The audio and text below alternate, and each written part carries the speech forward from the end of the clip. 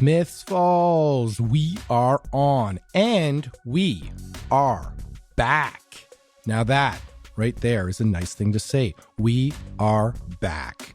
Feels like a pretty easy thing to say. People come back from a lot of things a lot of times, but this is our first ever time back. We've never been back before. This is episode 2, friends. Episode number 2, and we are back, and we are so glad to be back, and we are very glad that you are back. And if you're not back, if this is your first time, we're tremendously glad that you are here as well, and you get to go back to episode 1 and listen to that too, because it's a great one with Bill Dales.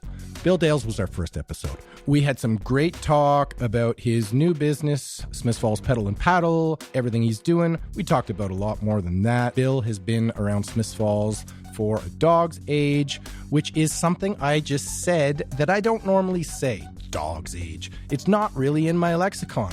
But I just had such an amazing conversation with Pat Maloney that we actually traded a few expressions, I think. He picked up an expression of mine called winner, a little nickname for something. See if you can pick it out in the episode. And apparently now I'm saying dog's age. Pat, you rub off on me. What can I say? That's our conversation. Is Pat Maloney today, owner of Bowie's. He's got some other stuff going on in town too. Generally awesome dude, semi-retired musician. He's still a brilliant musical mind, and I can't wait to hear him sing again. But for now, he's a little more focused on serving delicious craft beer, delicious sandwiches, and even more delicious musical talent over at Bowie's, which is a bar, a cafe, and a music club. Pat also happens to be one of my very best friends in this world, so it was an absolute thrill to have him out for episode 2 of Smiths Falls on, and I really hope that he also will be back one day, coming back. And so we will get right back to Pat Maloney right after we hear a little bit about episode 2's sponsors.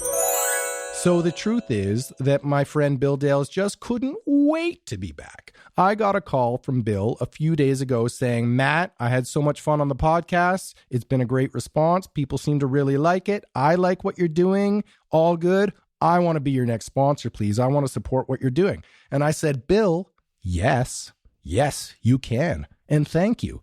And so he is doing that. He is a sponsor for this episode. Thank you, Bill. Smiths Falls Pedal and Paddle. That's where you want to go and experience some fun on the Rito. You can go down to Lower Reach. You can have a sunset paddle on the swale. I've done it. I took some pictures. I went with my wife. We saw wildlife. We heard wildlife. Even just the sounds of the paddles in the water. Oh man, it's quiet, but it's not. It's so quiet that you can hear the details so much better. You can hear yourself think. And he's got kayaks. He's got canoes. I took out a canoe. It was awesome. Huge. They got backrests in them. Backrests in a canoe. I never had that kind of luxury as a kid. They were wood. They hurt my knees. The mesh seat was always ripped in the bottom of my canoe at my cottage as a kid. These are luxury canoes, folks.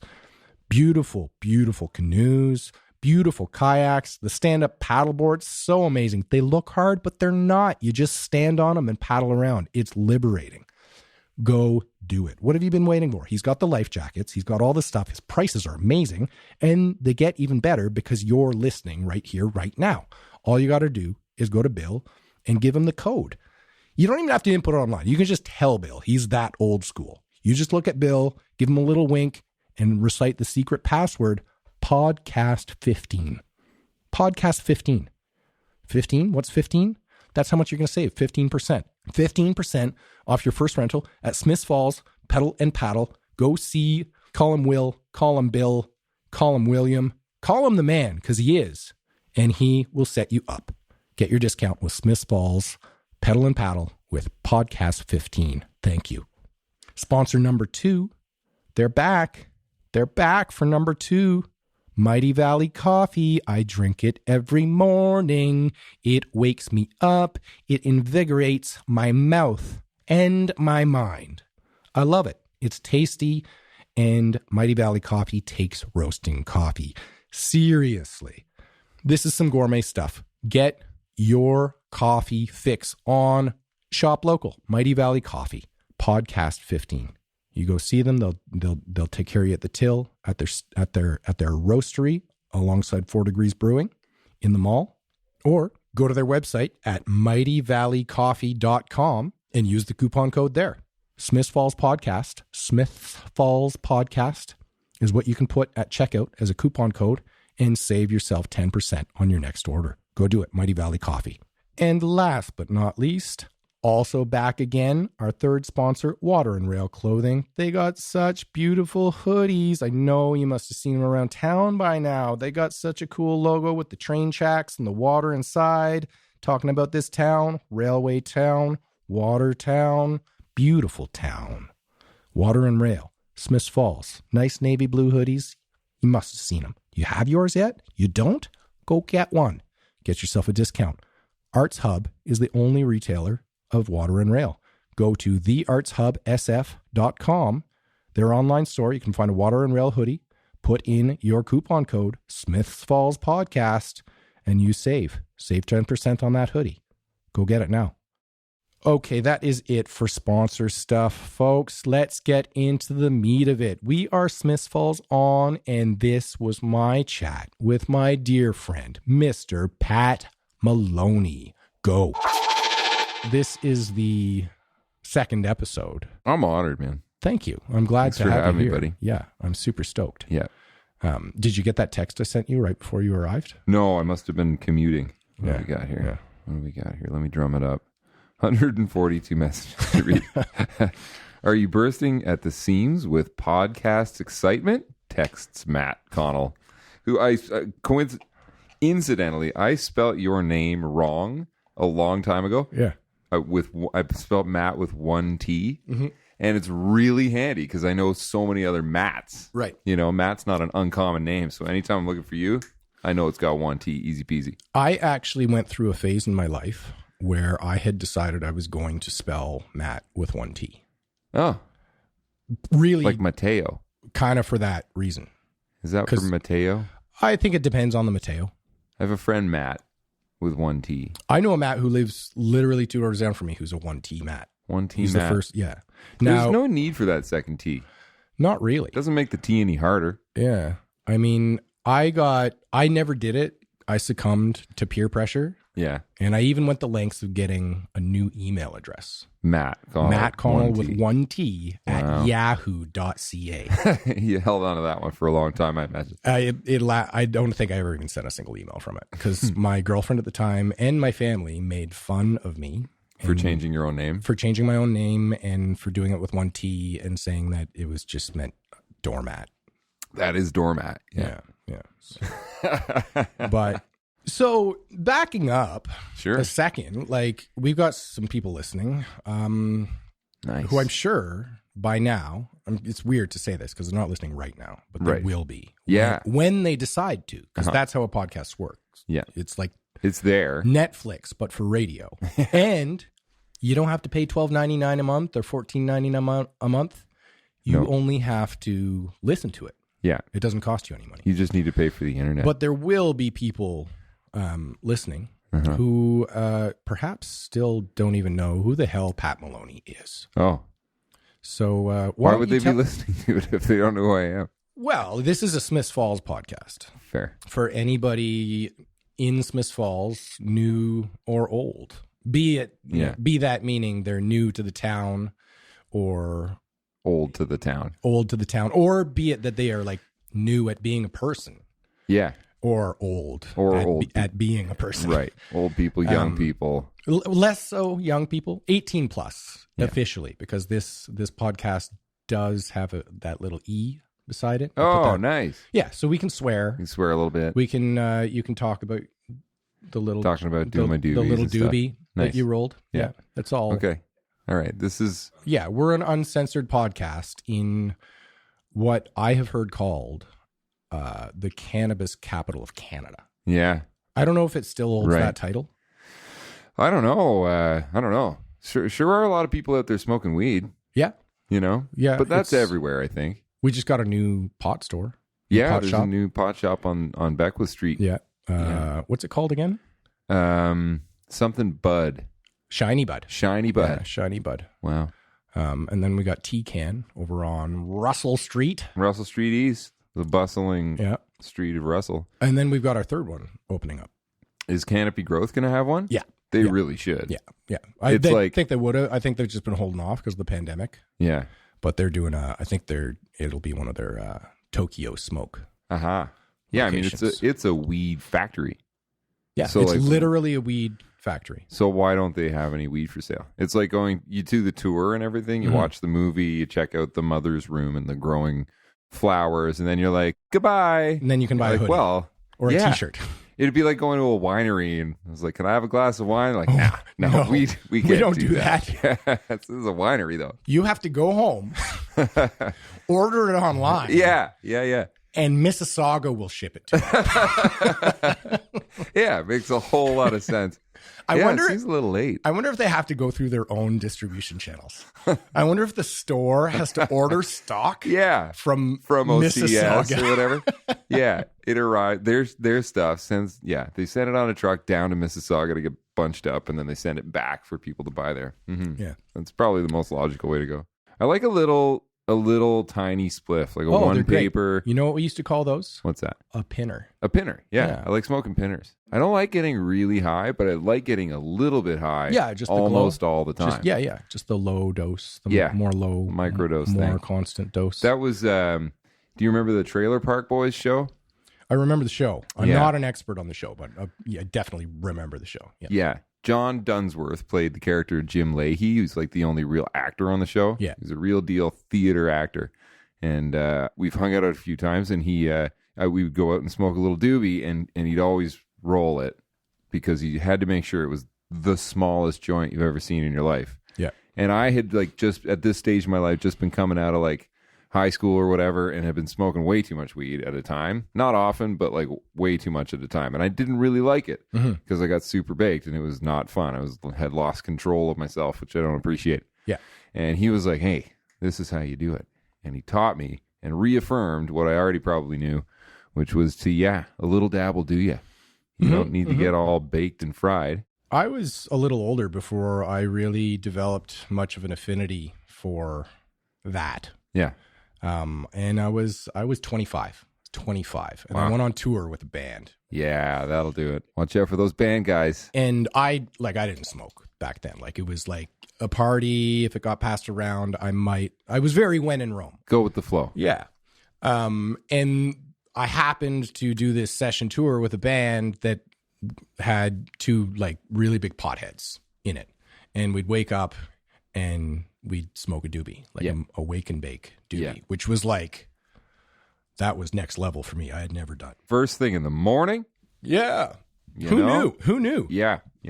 But still 24 hours in the day. And also being in the States, these guys were super paranoid. So they never wanted to travel with more than they were comfortable tossing. Right. So we had this tiny little bag that 3 guys were splitting all the time. Mm-hmm. These guys probably would have liked bigger joints, but it was just we're going to run out. They were conserving. Lest we get sent to jail for 7 years. Yeah. Because one of his buddies had just gotten sent to jail for mandatory minimum for 7 years for paraphernalia for having a pipe. Right.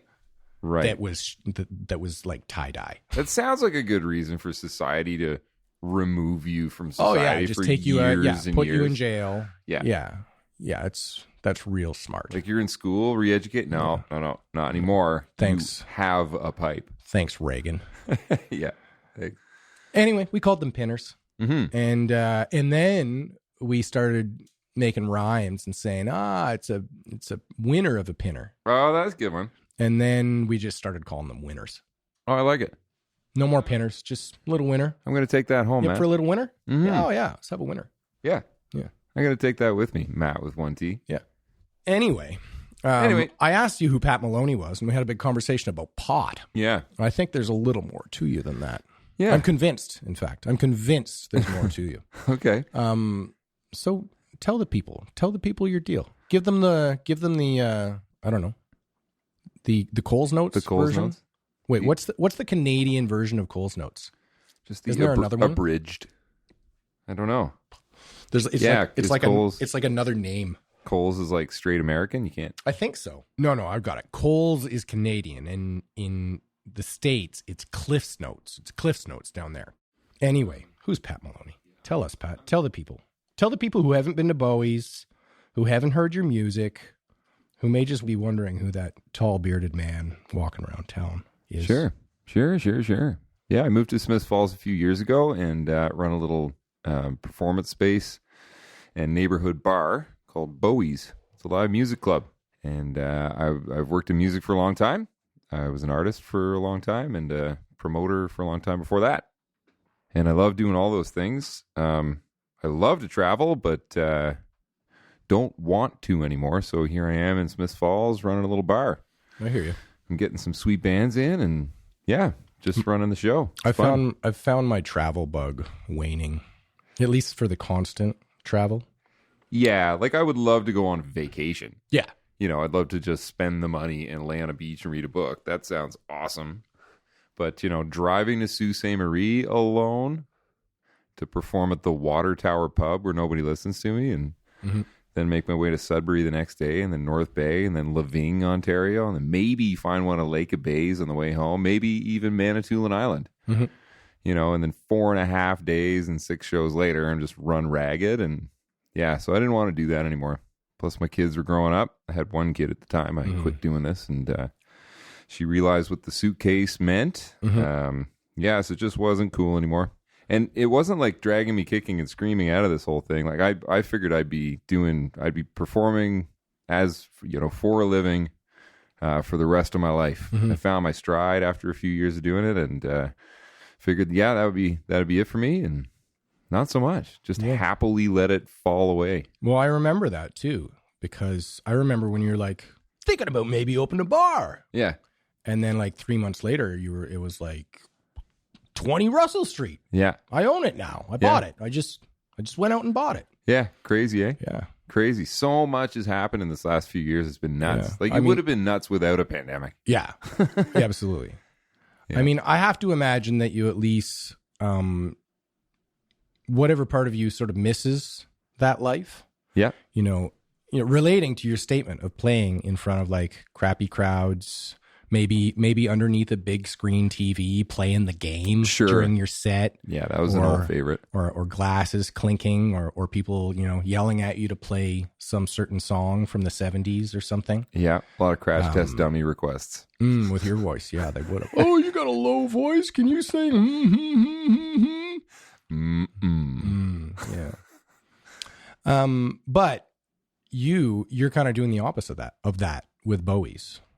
Yeah, right? I'm hosting others. Yeah, you've got a place where others come in and they get to deal with a bar owner / booker who's the same person for one. Yeah, that's always a treat. And who gets it. Yeah.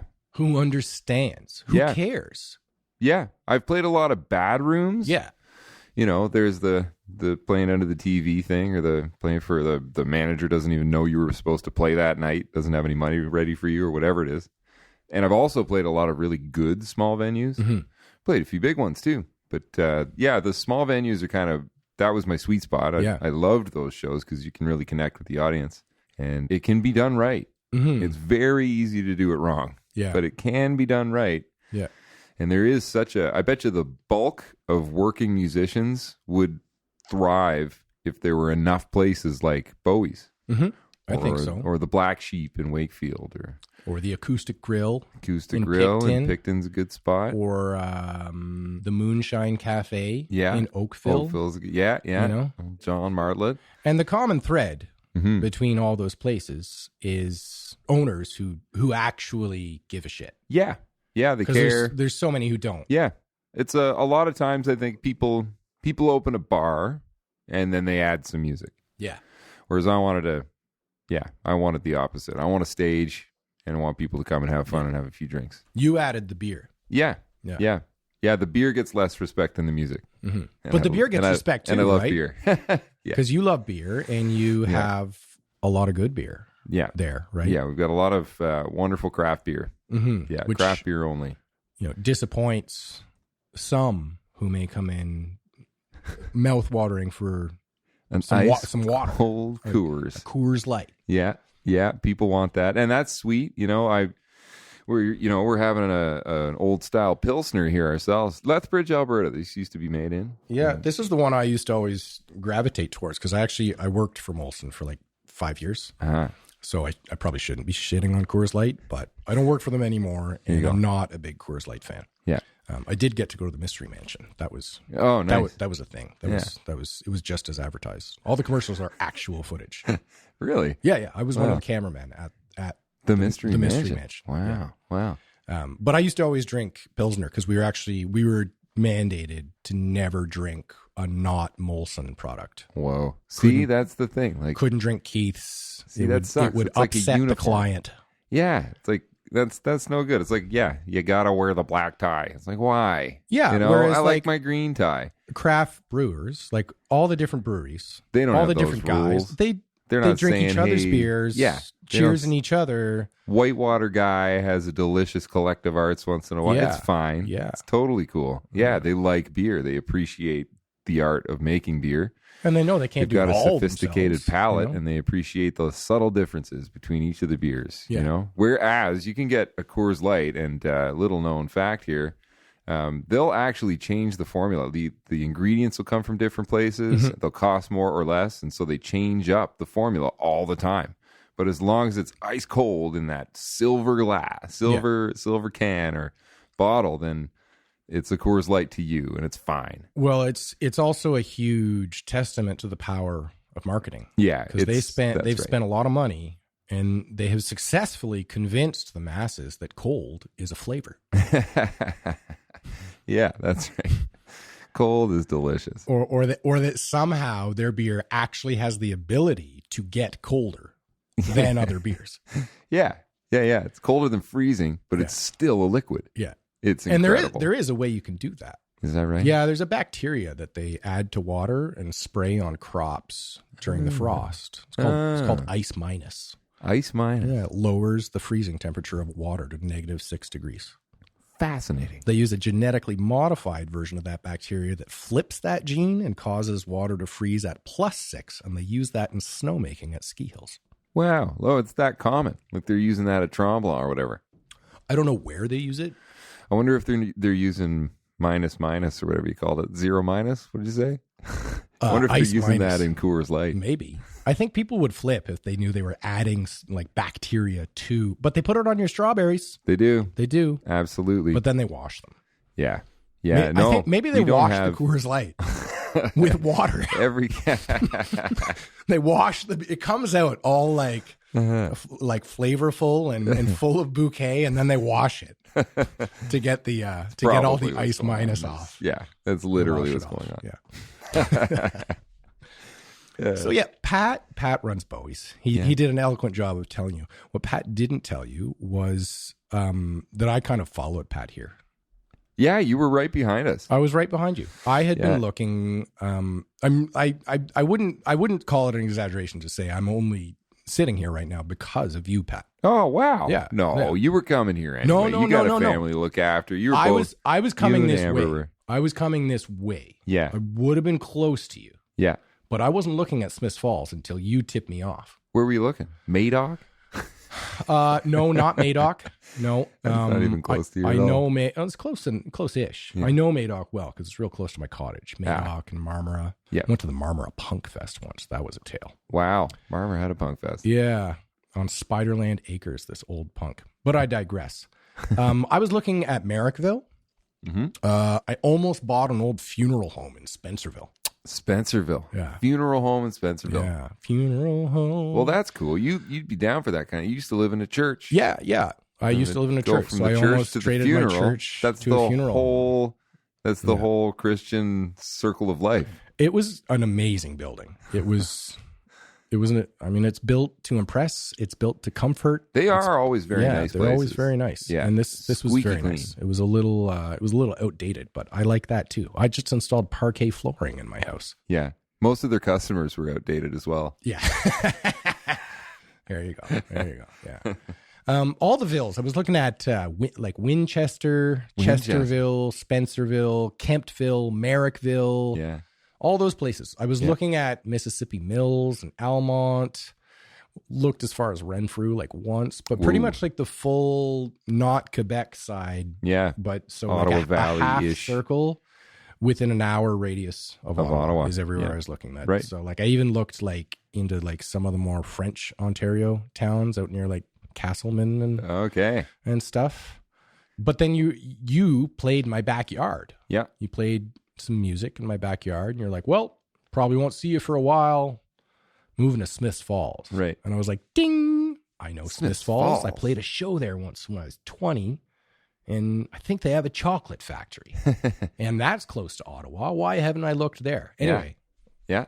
A few days later, we were looking at listings in Smiths Falls. Yeah. And this was August.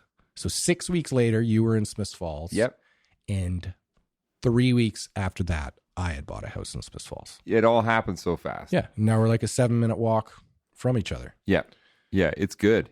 And we both grew up near or in Ottawa. I was in Ottawa. Yep. You grew up in Greeley. That's right. And then, obviously sort of migrated to the music scene in Ottawa. Yep. Hungry for more than what was in Greeley, I take it. Yeah. Yeah. Not much to do in Greeley. 2,000 people, one store. And then, one stoplight. We both moved to Southern Ontario in our 20s. Yep, that's we're right. Both drummers. We're both drummers. We played in punk and metal bands in high school, probably at the same bars, Bumpers and Barrymore's and Babylon a lot. Yeah. All the 3 Bs on Bank Street. Did you ever play Sandy Hill Community Center? No, I never did. I did that one. Did you ever play the Legion on Kent? And no, I never played the Legion on Kent either. Did you ever play Club Saw? I played Club Saw quite a bit. Saw, yeah. You played shows booked by Sean Scallon. Yeah. And the best compliment I ever received from him, I was like, "Hey, Sean Scallon," as like a keen young adolescent drummer. I think I was wearing cow print fun fur pants at the time. Nice. And I was like, "Hey, Sean Scallon, what do you think about my band that just played?" And he was like, "Well, there's no Fugazi." I was like, oh my God, he just compared us to Fugazi. We were not nearly as good as Fugazi. He has a love affair with Fugazi. It's like his favorite band or something. So, I mean, it's like, he would say that to that's probably all he ever says. Yeah. Yeah. No, it's that was a weird journey. Like that name is such an iconic name for me, right? Like I chased that guy for years. Yeah. Trying to get the shows. And like he's still doing it. Like he's the guy. He's in the Ottawa. guy. You want to do a rock concert? You call him. You know. Yeah, he's he's back to Spectrasonic now. He was doing rock something. Revolution Rock was the name of his company for a while. Okay. And before that, he ran the Punk Ottawa website. Punk Ottawa. Yeah. What was your handle on Punk Ottawa? Oh, do you remember? No Time something or other. No Time. Yeah. That site's archived. I'm going to look you up. Is it really? Yeah. That's he's awesome. Archived the whole site. Yeah. That was a he great used to site. have a phone line you could call 234 Punks. 234 Punks. And the answering machine was the listings for his shows. Yeah. It was such a cool idea. And I might do that at Bowie's. I think it's such an old school ground level thing to do. I just love the phone message listings thing. I think he would put like any show on there, not just his. Yeah, he definitely took the opportunity to put his in. But it was like the classifieds for punk shows in Ottawa. You could get everything. And that number was listed in the phone book too. Oh, really? Yeah, under the name Sid Vicious. Yes. Yeah, if you looked up Sid Vicious in the Ottawa phone book, clever guy, man. It was 234 Punks. Clever guy. Yeah, he's been at it forever. Yeah, and by the time I moved to Southern Ontario, my band was kind of just getting to the point where we were good enough to play his shows, you know? Yeah. And then we moved down there and then, ended up in circles that I discovered were just like that in their own right. And then kind of figured that out in London, Ontario, and I was friends with those guys instead. I'm a couple years older than you, and I got into the punk scene in Ottawa like before the internet was really a part of it, right? Yeah. So it was all 234 that number, Punks. 234 Punks. That's it. That's the number to call. And that was fun times for sure. Yeah, so we've been on a similar journey in life, you know. It's a lot of grew parallels up in the same kind of a place. lot of parallels. Yeah, super nearby, Southern Ontario, and now like basically we're here. neighbors here in Smiths Falls.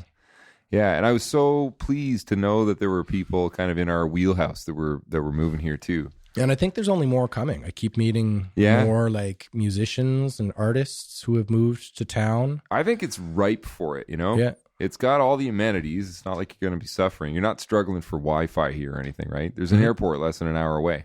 And then, but the price is right. Like you can live with a modest income. Yeah. You can live well here, not just subsist like I'd been doing in Southern Ontario for so long. Do you think that's still the case here? Or do you think that rising prices have like hurt that in a big way for people? Shortly after we got here, I think the rent prices were pretty much on par with Ottawa.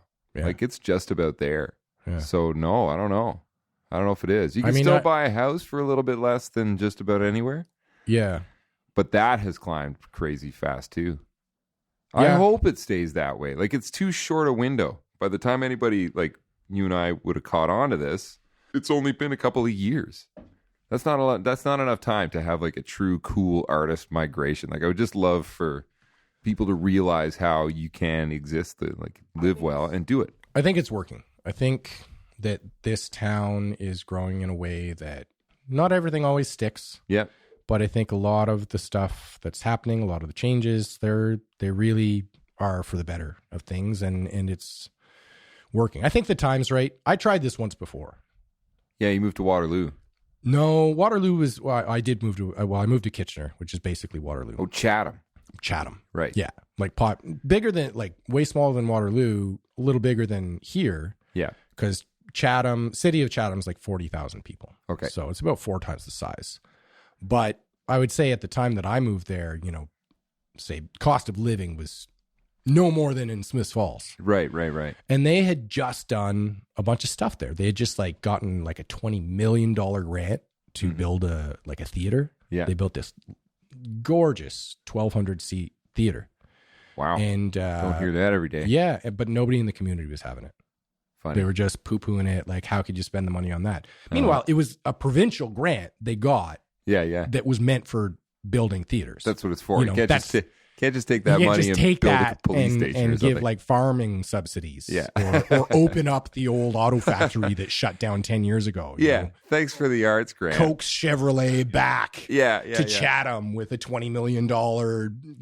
Ontario's not going to have that. Just tell them we built the theater. Send them some pictures. Somebody They're never going to visit theater. Chatham anyway. Yeah. And now I think last I saw, they were just like showing movies in that place. When I first moved to Chatham, they had signs downtown on every lamppost that said big things are happening in downtown Chatham. Awesome. They weren't. No. Nothing big happened in downtown Chatham. It was such a ghost town. Anyway, I hear Chatham's awesome now. Right. Just like it's awesome here. Well, everybody's getting out of the big cities. They're just unaffordable. You can't live in a big place if you don't make $1 bajillion. It's just the way it is, and people are pretty consumers greedy. They're not going to sit around and accept their tiny little box forever. They're not going to do that. Yeah. Nobody can handle that. If you're wise enough to be, or flexible enough, let's say, to be able to go somewhere else and just kind of pick up where you left off. Like, luckily I was self-employed for so long, so I could just do this. Yeah. I had to drag Emma, my wife, kicking and screaming in a way to come here. She was settled in Southern Ontario, wanted to live in Toronto her whole life. That's all she wanted to do. Yeah. And she couldn't be happier now, though. Like it's, she's just kind of seen what we can do here. It's just so much more fulfilling. Yeah, and I think overall this town's feeling ready for it. Yeah, it seems that way. There's been they're. Oh yeah, I mean the reception for Bowie's is just great. People love it there. They like that we're putting on shows. Mm-hmm. It's great. We light the bands. We put the lights on the bands. We dim the house lights. Yeah. Yeah, it sounds good. I care about the mix of the show. Yeah, it's just a good vibe, right? It's a good vibe otherwise. Yeah, the talent is like we've got all kinds. There's professionals who've been doing it for forever, and then there's people who've never played on stage before, and so it takes all kinds. And no, people are receptive to that for sure. Whereas if I'd done this in Hamilton, was our last stop in Southern Ontario. Yeah, and there was like a live music venue around the corner. Yeah, and then there was 10 of them downtown, and it just would have been, the ecosystem was full. Yeah. There was no use for what I had to offer. Yeah. There's definitely a lot of room in this town still for, I think about it all the time. The amount of businesses here that just, a guy came into here to talk to me about that exact same thing yesterday. He saw my speakers and my gear here. He's like, you should open up a home stereo shop because this town needs one. I'm like, well, no, But yes. Yeah, they do. It totally needs one. So Yeah. who are you out there? Do you have an affinity for like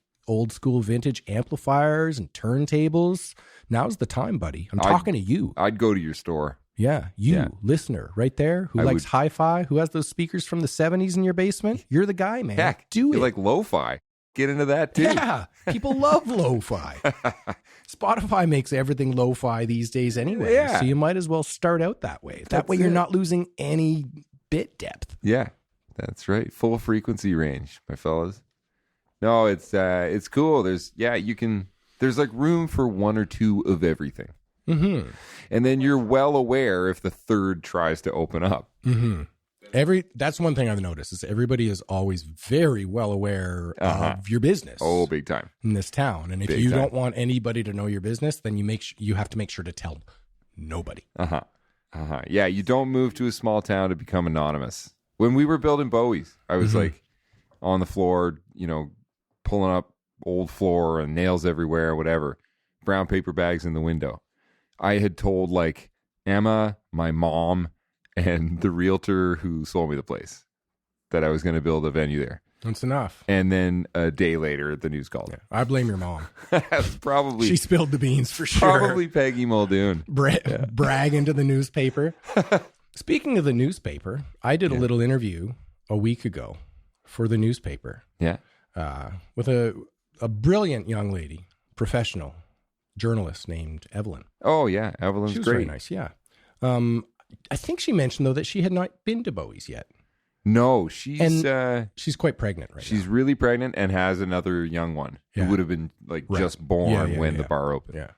Yeah, so she'll be there eventually. And then I met somebody yesterday who does tattoos. Her name's Sarah, I think. If I got your name wrong, Just Sarah. the tip, stick and poke? Her. Just the tip, stick and poke, Yeah. Sarah in Perth. Yeah. I know her too. Yeah, and she was Friends like, with my sister. I haven't, she mentioned that. Yeah. She mentioned that.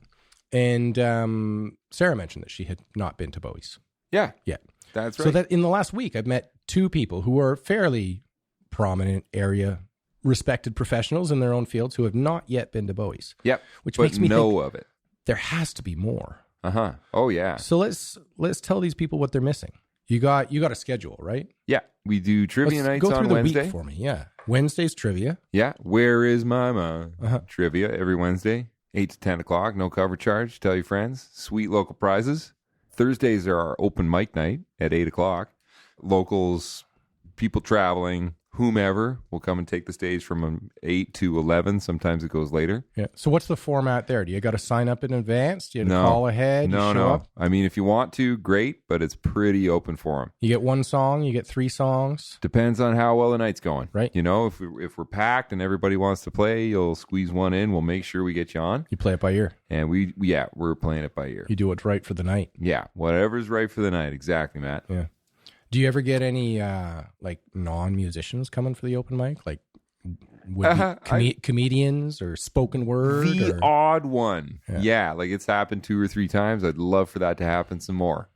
Bad jokes. Like it doesn't have to be funny. Just give it a try. Yeah. That's the whole point. The stage is open. I would give that a try. You should, actually. You've got some zingers, man. I got a bunch of zingers. I got some, I have a collection of like actual like material I've been working on for years though. Yeah.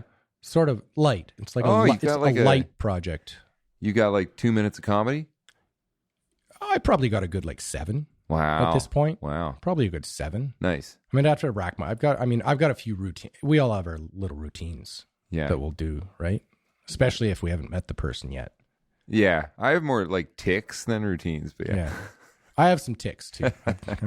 I got a bucket of those. I have so many tics, I'm Lyme disease. Yeah. My dog got Lyme disease. Really? Yeah. What happens to dogs when they get Lyme disease? Pretty much the same thing as people.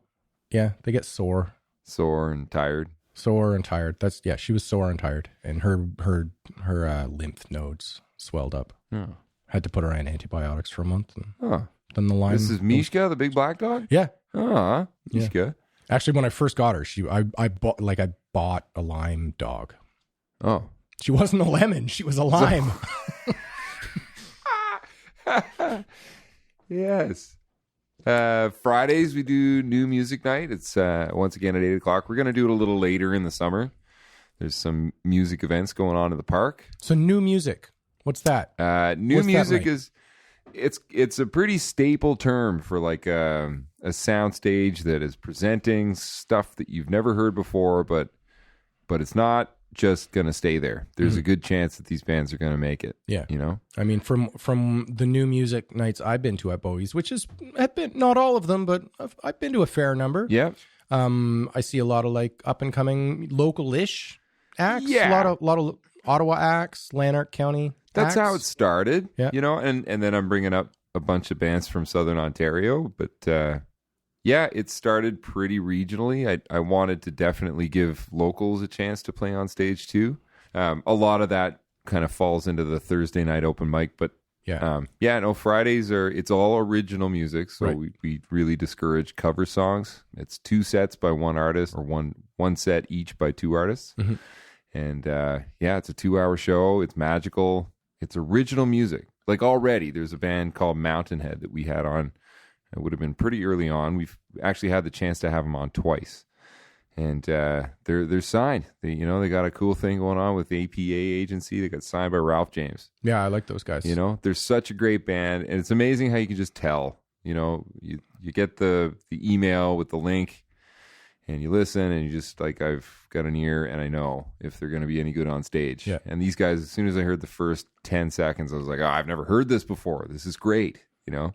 And my friend Danny's their drummer. Yeah, Danny Nash. Yeah. We just met that night. We've got a lot of common friends. Yeah. Everybody knows Danny. Yeah. She's bartended at the Dakota. Okay. Forever. Ah. Long time. Probably like a decade or something. Well, that's a good way to get to know the city. And then she plays drums with like a lot of people. Nice. She played like outside of Mountainhead. She was playing with Samantha Martin and Delta Sugar. Right. I think she was playing for July Talk for a while. And then she records all her own drums and guitars and like all the instruments for her solo music. She's super good. Yeah, she's incredibly small. I was just about to say she's very, very small, but she smashes drums like she's like 4 foot 200-pound man. But she rocks. Yeah, she crushed it. She just released big presence, a full length album in March of this year. Her own full length album? Yeah. Yeah. Cool. I'm gonna look more into Danny Nash. Yeah, it's a good album. I've checked it out. It's super. It's got like a bit of an 80s vibe to it, which I like. So hip right now. Yeah. So hip right now. That's cool, man. No, yeah, that's what we want to do. I want to have like the scene in. And like the Canadian music scene is what it is. It's a very small, tight-knit industry. Where are you at with Saturday nights now? Did you mention that already? Yeah, Saturday we do because that one's jumped around a bit. Yeah, we've been narrowing in on it. It's going to be live jazz music. So we had a wicked trio called the Beached Wailers. Yeah, the drummer was nuts good. And that would be about a 3-hour event every Saturday till late. Yeah, so that rounded out the weekend pretty good. And then Sundays are kind of a wild card. Right before the Pandy, we signed up Yuck Yucks to do the first Sunday of each month. Mm-hmm. So we're going to, road seating for $50, maybe $60. We'll sell tickets for $30, $40. It'll be a pricey affair. So that deal's still on then. It's coming back. It's just in limbo waiting to have the decent climate to pull it off. Recently, we've been selling the back room for ticketed concerts by the table. So you can have up to 6 people at your table. We sell the table for $100 or $150, and that gets almost close to what the artist would have been paid before. Yeah. But at least they got a gig, and at least I've got some people in the bar. So it worked out, as well as it could for everybody. Nice. It also makes for a really kind of nice night. I like a small crowd. Yep. Intimate. It's an intimate audience. The second Sunday of each month now at 8 o'clock is going to be our Bend and Brew event, otherwise known as Unwind. Mm-hmm. So it's an hour of yoga with our local yogi, Jared Lee. Nice. Who's also our local coffee roaster. Who sponsored this podcast. Right. Who has come up in conversation right now completely organically, not because he paid for it. That's awesome. No, it doesn't surprise me at all. I'm so glad to have met him. He grew up here and he's such a cool guy. Yeah, he's great. And So we're going to do some yoga every second Sunday. And then the third Sunday of each month is our songwriter concert series. So that's kind of the big ticket event. We've had Juno nominees. We had a Juno winner in. There's, well accredited musicians that don't play for free for sure. You're going to be entertained by these guys. Yeah. They're old pros and young pros. Who's the next songwriter series? The first one to kick it off in our third stage of Ontario's third reopening plan. Yeah, provided the world doesn't end again. Yeah. As long as that doesn't happen, it's going to be Zachary Lucky making his triumphant return to Smiths Falls. Zach stayed at my house last time he was in town. Yes, he did. He knocked him dead that night, too. Yeah. Such a good night. That was him and Amber, right? Yeah, it was. Yeah. That was a fun one. Yeah. That was the last. I spent the last in my tank that night, and that was it. Oh, yeah. It was like the day before Christmas. You got violently ill that night. night. Yeah. I had to go lie on the cold bathroom floor. Amber McLean used to, Matt's wife, is a wonderful singer-songwriter, and she was the bartender at Bowie's for a long time, for our first 6 months or so. And poor Amber took the night off to perform at this live music venue. She's not a friggin' bartender. She should be traveling the world playing music, right? She finally gets a show at Bowie's. It was a sold-out doubleheader. And I was so thrilled to have her that I got violently ill and barfed in the bathroom for a little while and had to tap her on the shoulder and say, Amber, I'm going to the washroom and I'm not coming out, so you have to run the bar at your own show now. Yee. Yeah, I remember that. I had to drive you home that night. I don't even know what that was. It was actually, I know exactly what it was. Clementine, my daughter, brought something home from daycare. They'll do that. That was it. Yeah. They'll do that. Yeah. Sheesh. So that's the calendar. That's Bowie's in a nutshell. I'm looking forward to Zach coming back to town. He's good. I really like Zach.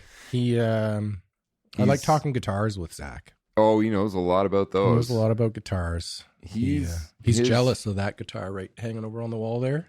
Oh, what do you got? That bass? No, that that wood-colored one. Switch on it. The 1958 Harmony Stratotone. Whoa, weird. Yeah. He liked it just as much as I did. But it's mine. He can't have it. Sorry, Zachary. He built a whole luge track. Yeah, he did what we did, moving from a city to a town. Mm-hmm. Years ago, he moved to Orillia, Ontario. Yeah. And he was featured on the news mid-pandemic. He was trying to keep his kids occupied. He built an outdoor luge track in his backyard. Yeah. It looked impressive. I bet you went for 200 feet. Yeah, it was large. Yeah. It takes a lot of planning to build a track like that, I think. That was his COVID activity. But I just caught up with Zach, not in a truly interactional way, but I stalked his social media just 2 days ago. Yeah. He seemed to be coming out of the woodwork, making some posts about how he's getting calls for shows again. Isn't that so great to see? Artists maybe have a show in the future right now? What I hope is that they haven't gotten so hungry that they get too desperate for shows and start whoring themselves out. Right, trying to make up for last time and taking $50, $100 shows. Whatever. I made a social media post that got liked more than my normal social media post, which means it got over 10 likes. Nice. I don't have very many friends on social media. It's not really where I gravitate towards. But I made this post. I was like, listen, live musicians, now's your chance to hit the reset button. Yeah. $500. Exactly. That's minimum pay now. Absolutely. You get to say that. It takes so long to learn how to play music. Everybody else is hitting reset. It's also humanity's biggest fear. It's like snakes and speaking into a microphone for people, doing a speech. So it's really hard to do. And if you're not getting paid well for that, it's just your passion. And that's fine to just love something enough to go and do it for free. It's beautiful, but it's not fair. It's never been fair. And I don't get that. It starts from the ground up. It's the venue didn't build the place to accommodate bands. Mm-hmm. And then they can't really afford the band, or they're too cheap to pay for the band. And so they enslave musicians. Yeah. Because they just want those gigs. They're starving to play. Mm-hmm. Yeah, it's awful. It's a crazy shit climate out there for your first few years until you pick away all those low-hanging fruit and leave Joe's Restaurant behind, You can play on a real stage and get paid Yeah. And I don't think you're right. I think you're right. $500 or nothing, you know? Yeah. I say that now, but I can't afford to pay the bands on Friday that much. Well, I mean, I'm sitting here talking about like bars with 300 capacities. Yeah. That want 3 45-minute sets. Yeah, Of a exactly. musician, and like they're working. Yeah. Hard. It's a hard job. You know? Yeah. You know, It's when you physical, taxing work. the rules are different for a ticketed event. Yes. You know, that then you're already right there. You're putting the power in the hands of the musician. If they want to make a little less that night, they can, but they might make more merch or they might get more fans. You register those shows for SoCan royalties. Like there's a number of streams that you can get paid through a ticketed concert, a real deal concert. Yep. Doesn't have to be a big one, but it's a concert. Yep. Tickets are sold. Yeah. So I mean, I will reframe That's a that to say different world. that's Bar, I'm meaning for restaurant gigs. bar, live gigs, weddings, Sure. anything where somebody's not buying a ticket to see you. Yeah. Where you're being hired. Uh-huh. I don't get it. You know, we need 100 chairs. How much? Oh, this much to rent them from the company that rents the chairs? Yeah. Okay, pay the bill. We need the chairs. That's right. You know? You need somewhere to sit. You don't haggle the price. Yeah, and people are understanding with that about weddings. I think with weddings, they're probably just used to just paying out, just breaking out that checkbook every angle. But outside of weddings, music is given very little value, I find. I know. It's a damn shame. It's a real travesty. And, you know, I mean, if there's a bar out there who wants to say, yeah, we have $100 budget, so, you know, we're expecting to get the hour of music that Johnny College knows, which includes opening and closing with Wonderwall. If that's what you want to pay $100 for, yeah, okay. Sure. I mean, you get the what you pay for. The problem with it is it's so subjective. Like, people will go to see bands that suck all the time. Musically, like the musicality just isn't there. They haven't practiced enough. They're not very good. Yeah. So it's like you can have that band on stage on Thursday and then you have a professional band in on Friday and nobody knows the difference half the time. Yeah. It's like not just the musicians have a lack of education sometimes, but the audience definitely does. They don't know what they're listening to. Yeah. And I think with Bowie's, you've cultivated that in both directions. You know, you've cultivated not only the way you operate your shows and the way you treat your artists, but the way you cultivated your audience and your showgoers. That's right. Not only in the ones who show up, but even also how they behave. Yeah, man. You don't go to the movie theater and talk all the way through it and not get tapped on the shoulder. Mm-hmm. People paid to see the movie and hear the words. Yeah. You can't just go to a show where everybody else paid as well and sit there and ruin it for everybody. Yeah. It's not cool. And not just the audience, but you're going to get a worse performance from the performer on stage. Yeah. Yeah. You know, if there's no greater feeling in the world for me than being on stage and having people listen intently to the music. And that sounds so simple, but it's so few and far between in a common setting. It's a listening room. It's a listening room. Yeah. And I've seen that. I've had the opportunity to see that kind of happen a couple times at Bowie's, be it by you or by a more in the know patron. Yeah. Like somebody's talking and just like whether it's a quiet sort of hand on the knee or whether it's or a louder shh. Yeah. People get the gist. And then what I find funny about that is they don't even really get mad or embarrassed. From the ones I've seen, they sort of take a look around the room. Yeah. They take a look around the room. Isn't it great? All of a sudden, they've been forced to read the room. Yeah. And they're like, oh. Wait, and I'm the only one talking. And then once it's soaked in, it's almost like they feel good about having been told to shush because now they're on the inside. Yeah. Now they know. They're like, okay. I like it. Yeah. That's a nice way to think about it. You know? Yeah, it is. You got to cultivate the audience. You got to set the tone for everybody. You can't expect the band to do that. And you can't expect the audience to police themselves. Yeah.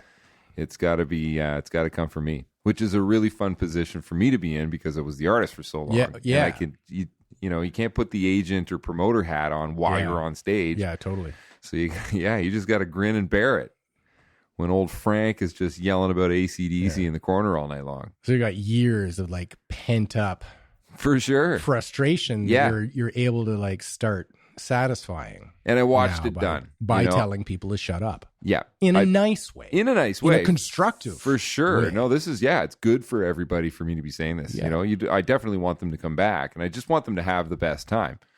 And that includes paying respect to the artist so they can perform their best. Yeah. They can truly connect with everybody in the room. And I got lucky to see that from the stage. I could watch other promoters at the handful of places I would play over and over again because I just love playing in listening rooms. It was I wish I had the guts to do that myself, you know? I feel like I've seen that that sort of transformation happen to a lot of people in Bowie's, whether it's like the person who comes in and orders a Bud Light, and then is initially like upset, and I would say scared. Yeah, he's afraid. Of the unknown. Yeah, and it's the newness and That's the right. different. You go to a bar. You've been going to a bar for 35 years. You just order what you order, and every place in town has always had it. So it's a little weird. I get it. Yeah, you it's don't a know little what to tough order. You feel pressed at the time. There's somebody behind you who wants to drink too, so you want to just say your thing. You don't want to listen to me go on about craft beer all night. But they're never met with like, oh, you don't know much about craft beer, do you? It's like, what do you like, man? Let's find you you like something Bud Light? you like. Try a lighter lager. Try one of these. They'll nice and easy on the palate. Yeah. Hot day, refreshing. That's it.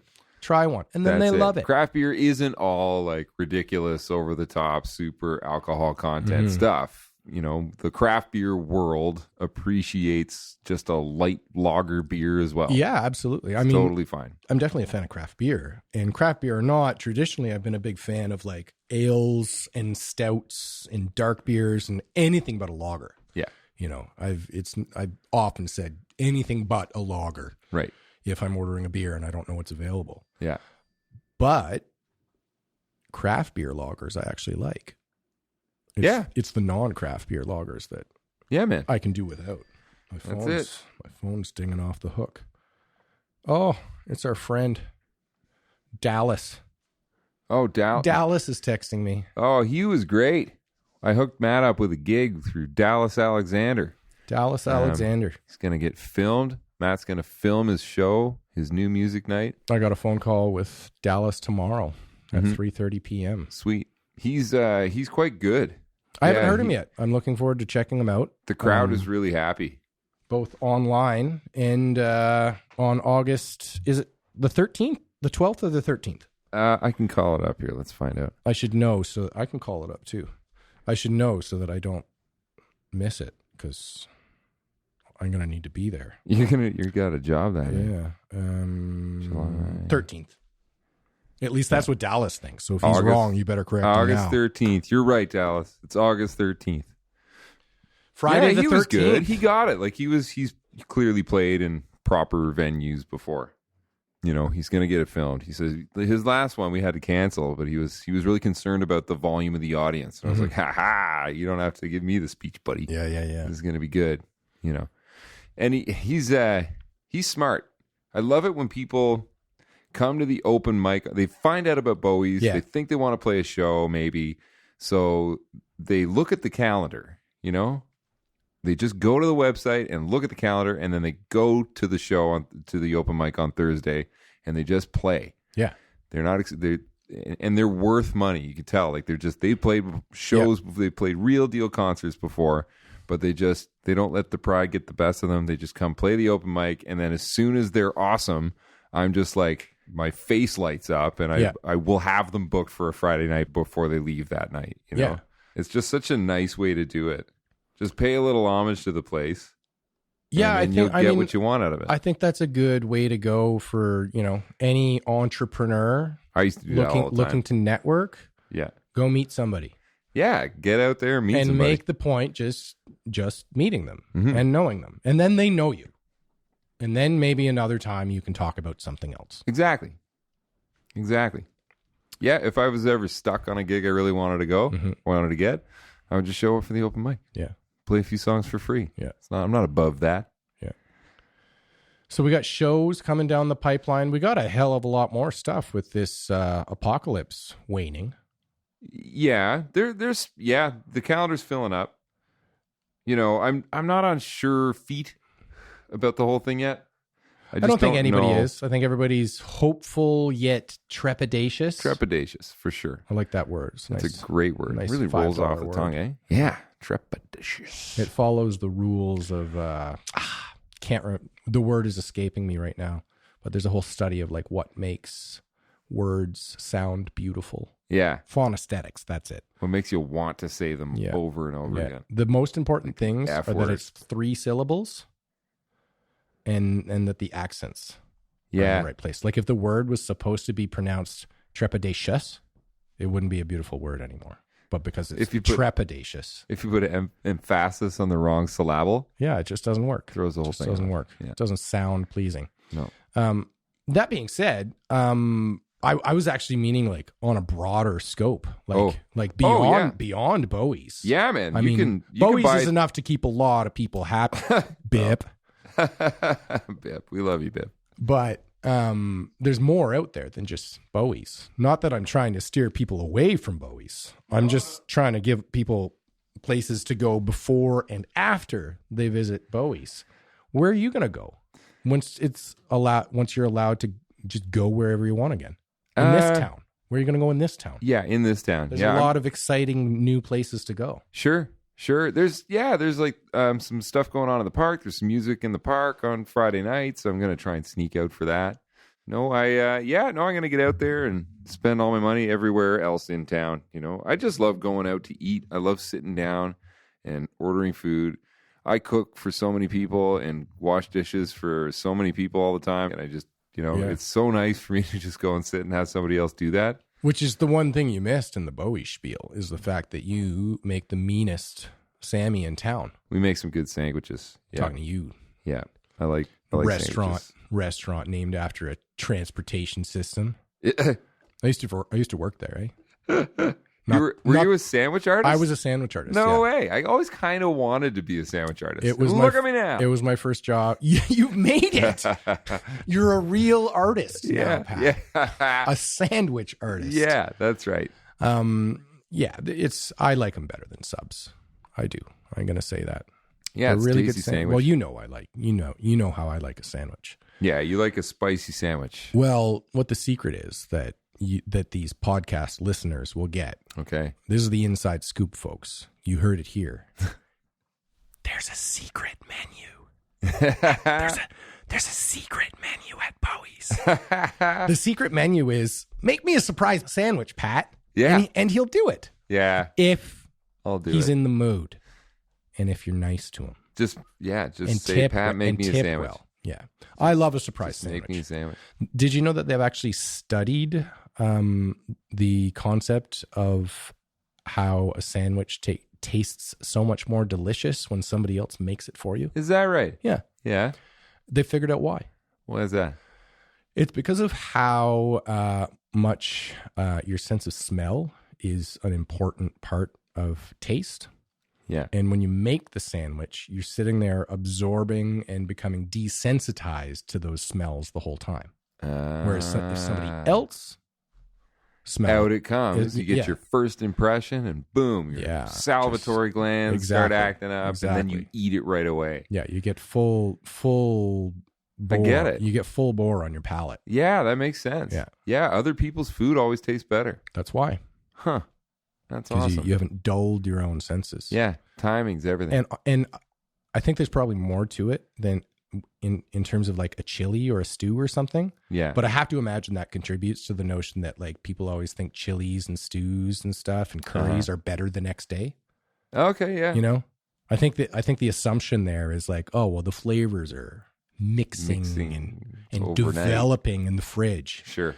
Maybe. I don't know. Or maybe you just, you don't have a kitchen full of that smell that your nose is used to from the 3 hours you were cooking a stew. And then tried to eat it. And all the dishes are done from the cooking already, too. Yeah.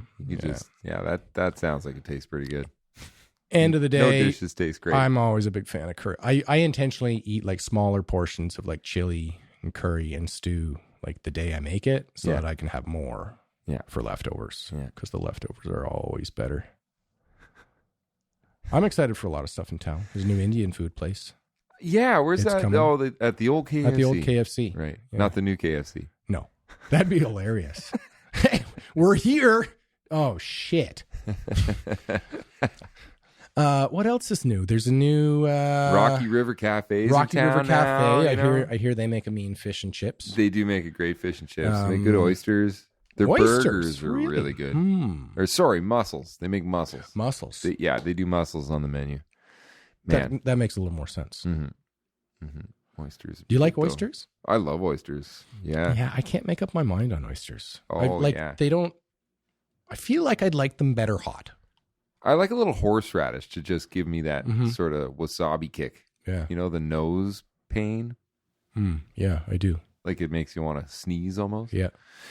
Yeah. I like it with horseradish. Yeah. But the texture, just get over it. Just slurp it down. Yeah, I'm not. The texture doesn't bother me too much. Okay. I do. You're not supposed to chew them.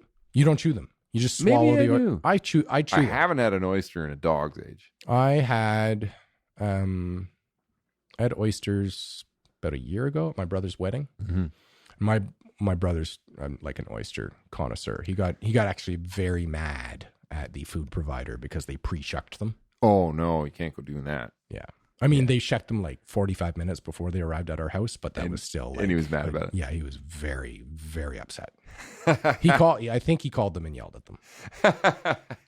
Like, wow. What does I've heard all about your fresh brother's wedding oysters mean to you, buddy? Like 2 months before COVID, 3 months before COVID. Really squeezed it in on time there, eh? He did. Yeah, yeah, pretty jealous of other people's weddings that happened right before right, you COVID. You canceled your wedding. I had to postpone the wedding. You postponed. And it's like I've been postponing the wedding for 10 years. Right. Like, yeah, it's just I don't know. We had the invitations like on the coffee table, ready to go out as the news was coming on about this COVID thing. We're like, what? Sounds kind of might be serious. Maybe we'll wait on these. Yeah. And now you got to find a new venue. Yeah. Now I got to debate whether to cut my hair or not. Like it's another year and a bit of thinning. Yeah, right. It's getting crazy, you know? Yeah, I wanted to do it, man. Yeah. There's something else new popping up in town, though. We're going to do a bar next door to Bowie's bar. Yeah. There's a cocktail bar going in at the basement of the Fuller Post Office. Nice.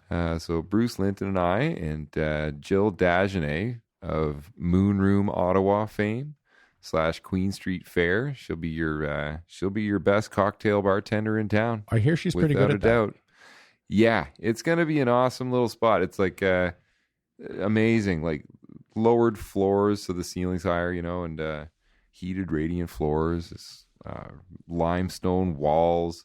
The bar itself is built out of the old chimney of the post office. Wow. And it's got like little iron kind of doors and nooks and stuff where mail would go. And it's such a cool space. Like, so we're working on it. There's a lot to do still. It'll be a couple months of like building and planning, and then we'll apply for a liquor license and see what happens. So nice. I wouldn't doubt we'll have something going on in the corner of Russell Street in a big way.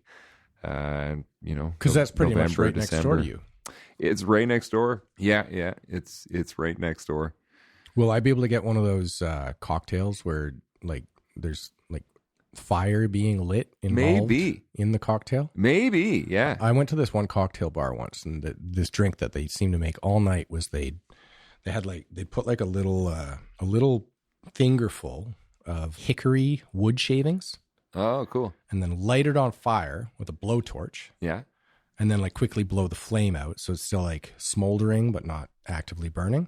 Yeah. And then take the cocktail glass and put it on top. So it puts out the fire within about and it goes dead within about 10-15 seconds, but it like lines the whole cup with smoke. Cool. To go along with your whiskey cocktail. That's pretty cool. It was pretty cool. That's pretty Seems cool. like stuff. the kind of drink I could get at the post office. Yeah, we're just making the place look like it would command something like that, which is a really fun process. I'm loving the design element of everything these days. Like, yeah, it was cool. I, get off the road, stop playing music, but then all of a sudden I get to like outfit these spaces with cool furniture and stuff. Well, you've got a really good sense for interior design. Yeah, as it turns out. Is that something you always knew, or is something you just stumbled upon?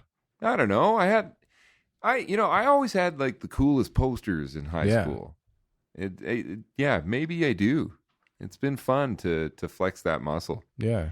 You understand lighting. I love I the think. right lighting. Yeah. Yeah. Lighting, the difference. More so than that loving the right makes. lighting is like I just can't abide the wrong lighting. Yeah. Yeah. Yeah. Things have to be the right mood, Yeah. you know? I can't imagine this podcast would be very good if I fired up all these pot lights. No, it'd up be right now. weird. We got a vibe going here. Yeah, right you now, look right? straight up Joe Rogan right now. Like you've got this cool light, you know, it's just the right space. It's vibey in here. And like I'm It's the microphone. I have the same It's- microphone as him. it's the right mic. No, exactly. Yeah. It's a studio. Yeah. I actually drove by your house to look for your van to see if maybe you were at your house if we were doing it there. And Right. I guess I didn't tell That you was- where to go. Eh? no, and I should have totally assumed that it was going to be here because this is a recording studio. Yeah. Yeah. Makes sense. Yeah.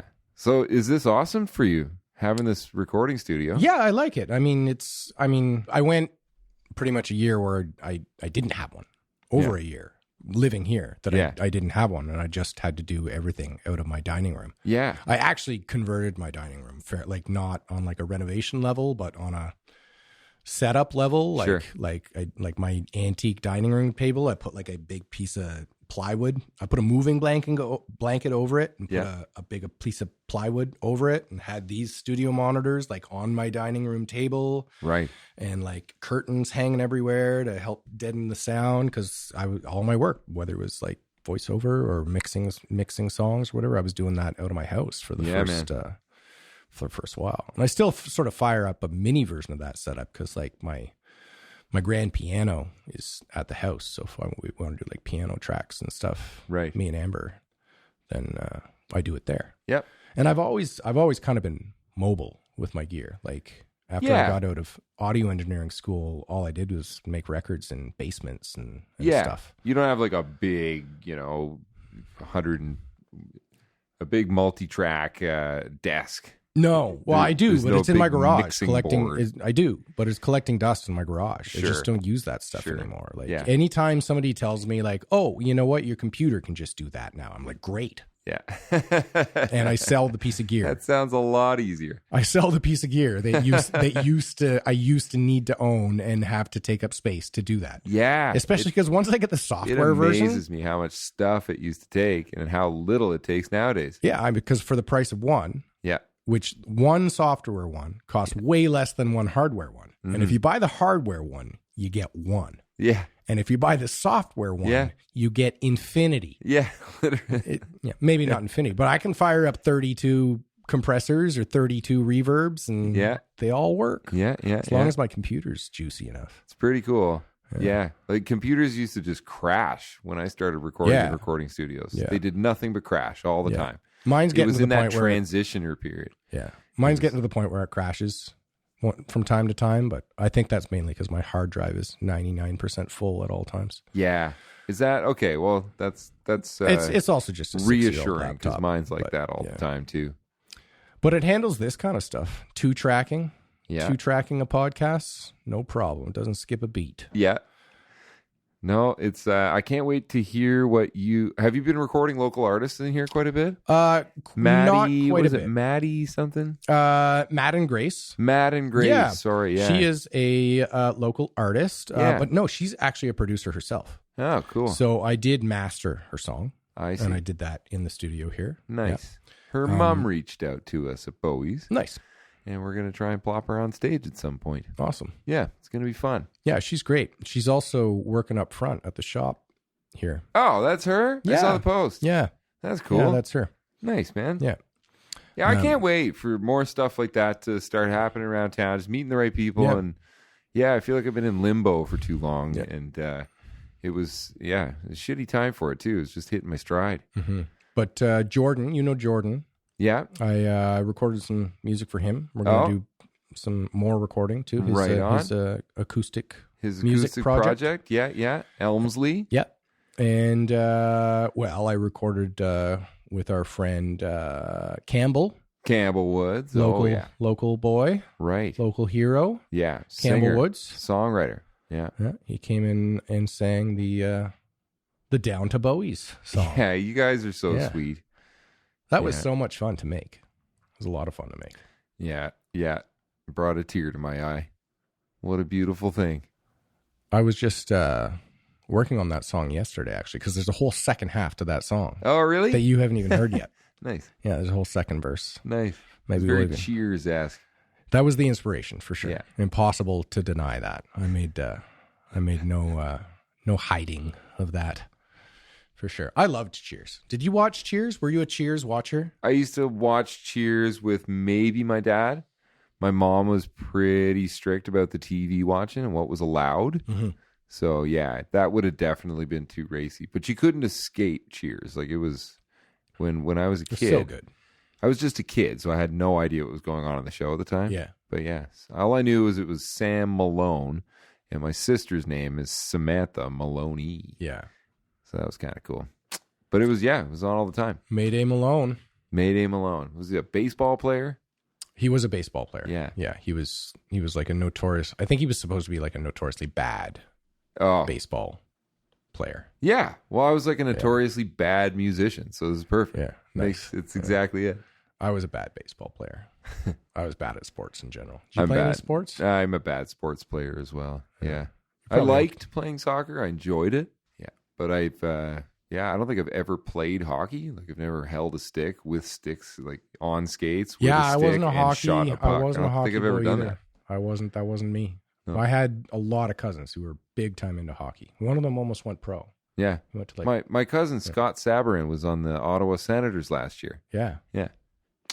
Yeah, there's a lot of, sports in this town, that's for sure. Yeah, big hockey town. Big hockey town. For And sure. yeah, and other sports, I mean, Golf, Brooke Henderson. Come on. swimming. Bailey Anderson. Yeah. Yeah. Going to Tokyo. Is that where they're still doing Brooke Henderson. Bailey Anderson. Those are such similar sounding names. Yeah, Wow. they are. And then there's Brittany Henderson, right? Brooke's sister. If you name your kid Bev Ferguson and put her into sports, and she's from Smiths Falls. yeah, you're going to win. She's gonna do well. She's going to win. Doesn't matter what she's in. No. Speed walking. That would be mine. I would have excelled at speed walking, actually. I enjoy walking fast. I'm an enthusiast, so it just comes naturally to be motivated to do so. Now, our speed And walker. the wiggling of the hips Yeah. is kind of quirky and fun. I think I would be into doing that. Are speed walkers just like, do they win just based on their time, or are they also judged for like their form? Oh, I don't know. Yeah, is it like gymnastics? Like, do you get extra points in speed walking for how fucking goofy you look? Right. This is seriously goofy looking sport. I took up speed walking one summer because I have bad knees, so I can't run. And Same I have here. bad shoulders, so I thought maybe the whole thing you do Might be there good might for be them. good like shoulder exercise. Sure. And I went out and tried that, and I literally got made fun of by strangers. Yeah, so imagine this is Like from far an away. Olympic ambition. From far and away. Still, Granny on 3rd Street is giving you a hard time for it. These people were I'm out. an Olympic These medalist. people were out front of their townhouse in their plastic chairs smoking their cigarettes on their front lawn. And I walked by, and by the time I was like 3 blocks away from them, they're like, hey, buddy. And like, I thought I dropped something.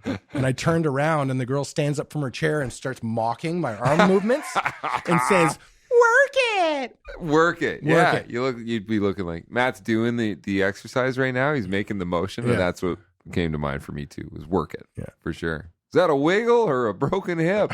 I was wearing a real nerdy shirt too. It was like a striped golf shirt that was a little too small for me. Well, should we leave it at that? I got to get going. Yeah. Yeah? Yeah. What do we got here? I've been on the mic long enough. Who wants to hear me talk for more than an hour? No, it's good. It's ridiculous. We go to until think we're that done. Anybody would if you want feel that. done, we're done. That was really abrupt, eh? No, sometimes it is. It's when you call it, you call it. Usually I'm the one who calls it, but what's usually, right? I've done one of these so far. Yeah, really. I feel like man, Bill Dales, it's a hard act to follow. That guy's he could talk all day. About interesting things, no less. No, he knows all kinds of cool stuff. He's so fun to listen to. Yeah, I don't feel like I'm like that. He's got oh, don't sell yourself short. I don't know. It's only the second one, so it's. You got a lot of anecdotes. Oh, really? Oh, thanks, Yeah. man. Yeah. Let's be honest. Thanks for inviting me to do this. Yeah. Yeah. I really wish you well with the podcast. Thank you. I'm enjoying it so far, and other people seem to be enjoying it. It's awesome, man. It's my friend cool Phil says he likes to cut his lawn to it. So, Oh, nice. Hi, Phil. Hey, Phil. I hope your lawn cutting. You know Phil. Yeah. Say to Phil. Oh, say to Phil. Yeah. Of course. Yeah. He's cutting his lawn right now. Right. Quote. Right now. To him right now. To him right now. That's what he's doing. Hey, Phil. Hey, Phil. Hope the lawn looks nice. Oh, that's fun, man. Yeah. There's so many local celebrities. Oh, yeah. Send them all over. Can I get bands on this show? Oh, yeah. Nice. Absolutely. Yeah. Nice. Yeah. The ethos is like Smiths Falls, but you don't have to be from Smiths Falls. No. If you're some kind of entertainer or performer coming through Smiths Falls, then yeah. Come talk to me. Yeah. I want to talk to lots of people. People listening right now. You're probably thinking, you know who he should have on the show? Me. Tell me. Yeah. Tell me who I should have on the show. Tell me what to do. Yeah. Maybe it's you. Maybe it's you. Maybe it's you. Maybe it's your friend. Maybe it's this. Maybe it's that person you know. Mm-hmm. Let me know. I want to talk to people about in Smiths Falls. Good conversationalists. Good conversations with good conversationalists. Yeah, man. I like a good chat. Maybe we're all a little bit out of practice as well the last little while. Well, we're out of practice, but we're also have a chat like with somebody you don't know very well or something. We're hungry for it. I have people stop and talk to me on the street and then I'm stuck there for like 20 minutes, and I just let it happen because it's just so painfully clear that things are so sad. These people just need to talk to somebody. Yeah, people do, man. So I agree. I will wrap it up this time. I'm calling it, Pat. I'm making the call officially. I'm putting my foot down. I think it's a good place to button it up. Segueing out of people who need someone to talk to. What happens? What happens like tomorrow? When are you allowed people in the building? It's stage two of Ontario's third reopening tomorrow. Yeah. So we are now allowed to have 6 people per table. Nice. As opposed so people to back 4. In. Right. No, but those people are only outside still for another 3 weeks. Okay. Yeah. But they can still come and talk to you. I guess. Yeah. Well, that's what people do at bars, right? You're like half drink server, half therapist half the time, aren't you? I like listening to people. Yeah. Yeah. I really do like listening to people's stories. So if you need someone to talk to, stop stopping me on my dog walks and unloading on me. Go unload on Pat. There you go. Buy a beer. Absolutely. Buy Absolutely. a good local beer or some of the new delicious sours he has. That's my go-to when I'm there. Yeah, they're really Love good. the sours. Yeah, they're really good. Cranberry. Goodbye, everybody. Thanks for listening. Yeah. What a treat. This has been Smiths Falls On. Smiths Falls is dope. We'll see you next time. Bye-bye.